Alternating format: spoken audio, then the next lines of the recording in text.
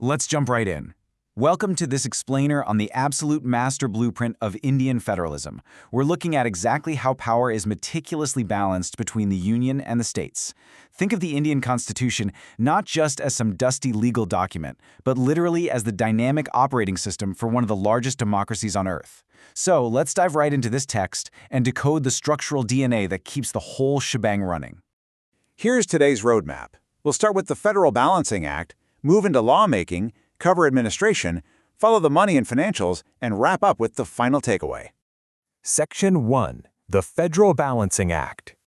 So here's a question you might be asking yourself. In a country of well over 1 billion people, who actually holds the power? I mean, it's the ultimate question for any massive democracy, right? How on earth do you govern 1 billion people across incredibly diverse states without it just instantly descending into total administrative chaos? Well, the text of the Indian Constitution answers this through a meticulously crafted set of rules, specifically Articles 245 through 293. This block of text acts like the ultimate referee. It is constantly mediating the tug-of-war between the central government in New Delhi and all the various state governments. Section 2. Lawmaking. Who writes rules? If you're looking at the text of Article 246, think of it as the ultimate division of labor. It explicitly categorizes legislative power into 3 distinct buckets. You've got the Union list. Those are the heavy-hitting topics handled exclusively by the central parliament. Then the state list for regional day-to-day issues. And finally, the concurrent list. To define that quickly, concurrent just means a shared space where both the center and the states have the power to make laws together. It's an incredibly structured way to ensure everyone knows exactly what they are responsible for. But what happens when the world changes? What happens when a completely new issue pops up that the framers of the Constitution couldn't possibly have predicted back in 1950? That is exactly where Article 248 comes into play. Translating the legalese for a second, residuary powers literally just means the leftovers. If a brand new topic isn't on the Union, state, or concurrent list, boom, the central government automatically gets the exclusive right to make the rules. It basically ensures there are absolutely no legislative black holes. So the crucial point here in understanding the text is how conflicts are resolved. Because remember that concurrent list we just talked about, the shared one? What if a state law and a central law collide head-on over a shared topic? Well, under Article 254, the rulebook doesn't mince words. The central law prevails. It wins that tug-of-war. Now sure, there are a few very narrow exceptions, but generally speaking, in a direct clash, the center holds the trump card. And looking at these bullet points, it brilliantly illustrates that this text is not a rigid cage, it's highly adaptable. The blueprint actually carves out these 4 specific exceptions where Parliament can step in and override the states entirely, even on topics strictly within the state list. Whether it's a matter of national interest under Article 249, a sweeping national emergency, mutual state consent, or implementing international treaties, Parliament gets to temporarily take the wheel to maintain national unity. It's essentially a built-in safety valve. Moving on to Section 3. Administration. Running the show. Okay, making a law is one thing, but actually enforcing it, totally different ballgame. While Articles 256 and 257 act as this very strict chain of command, basically ensuring states comply with central laws and letting the center issue specific directions, there's actually a softer side to this relationship in the text. Articles 258 and 258A delightfully allow both sides to entrust administrative functions to one another. So the center can ask a state to handle a central task, and a state can ask the center to handle a state task. It operates a lot like a true partnership on the ground. However, when that partnership hits a snag over vital shared resources, things can get incredibly tense. Take water, for instance. Rivers, obviously, do not respect imaginary lines drawn on a map. So Article 262 specifically empowers Parliament to step in and adjudicate interstate river water disputes. This is absolutely crucial to ensure that a single state upriver doesn't just hoard a lifeline resource at the complete expense of its neighbors. And to proactively prevent that exact kind of chaos, Article 263 provides a diplomatic forum. It allows the president to set up an interstate council. Rather than waiting for a massive crisis or a messy lawsuit, this council exists right there in the text to facilitate smooth communication, investigate shared subjects, and basically make recommendations for better coordination across the entire country. Section 4. Financials. Following the money.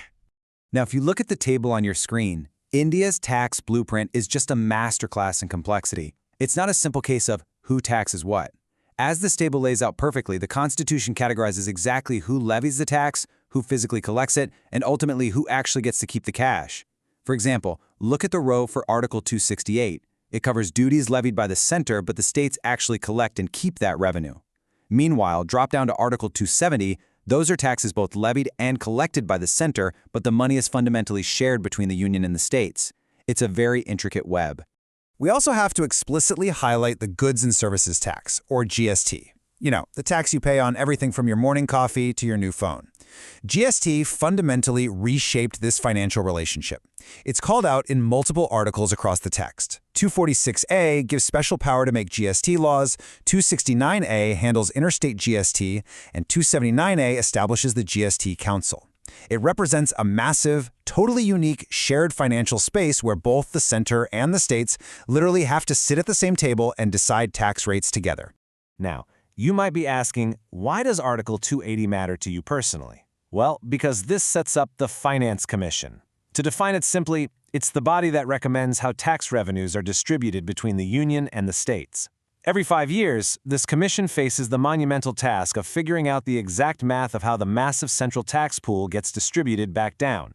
Their recommendations, which are mandated by Article 281 to be laid before Parliament, literally dictate how much funding your local state government gets to build roads, fund schools, and run hospitals in your own community. To protect all that public wealth, the Constitution creates a series of financial firewalls. Article 283 dictates incredibly strict rules for the custody and operation of the consolidated and contingency funds, basically the country's main bank accounts. Furthermore, Articles 285 and 289 establish what is essentially a mutual non-aggression pact. The center's property is totally exempt from state taxes, and state property is exempt from union taxes. This is just to ensure the two levels of government don't endlessly tax each other into a bureaucratic standstill, simply passing the exact same rupee back and forth. But what happens when the taxes simply aren't enough to cover the bills? That's where Articles 292 and 293 step in to establish strict boundaries for how both the center and the states are legally allowed to borrow money. While the center can borrow on the security of the Consolidated Fund of India, states have very distinct limitations. They often require the center's explicit consent if they already have outstanding loans owed to the government of India. It's a smart mechanism completely designed to prevent reckless regional debt. And finally, Section 5, the final takeaway. Looking at the anatomy of this balancing act outlined on screen, it's clear the Constitution acts as a highly dynamic mechanism. It establishes a strict baseline division for daily lawmaking and administration, making sure local issues are handled locally. However, it also features these built-in central overrides that allow the scale to tip dramatically toward the center when national stability requires it. And weaving that whole structure together is a highly complex, deeply shared financial ecosystem. As you reflect on the legislative boundaries, the administrative cooperation, and the massive financial sharing we've unpacked in this explainer, I want to leave you with one final question to ponder. Does this master blueprint foster a genuine, equal partnership between the states and the union? Or, when the dust finally settles, does the center's structural advantage mean it always holds the trump card? Thank you for exploring this blueprint with me today. Keep questioning and keep learning.